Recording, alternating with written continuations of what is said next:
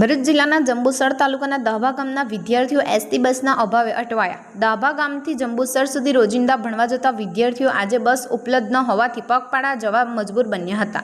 વિદ્યાર્થીઓએ આ સમસ્યા અંગે સાથે વાત કરી અને પોતાની સમસ્યા વિશે રજૂઆત કરી।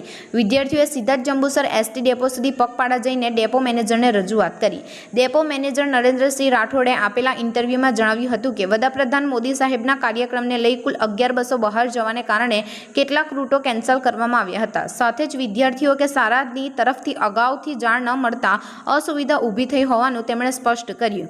વિદ્યાર્થીઓએ તાત્કાલિક આ સમસ્યા દૂર કરવાની માંગણી કરી છે, જેથી ભવિષ્યમાં તેમના અભ્યાસ પર કોઈ અસર ન પડે।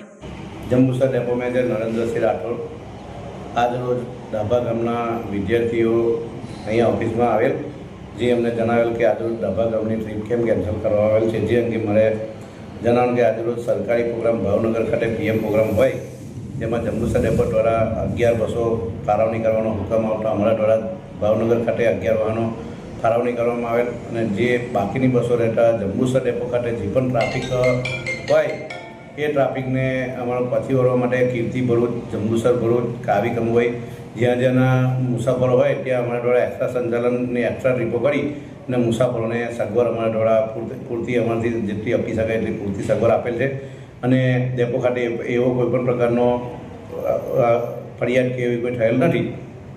જય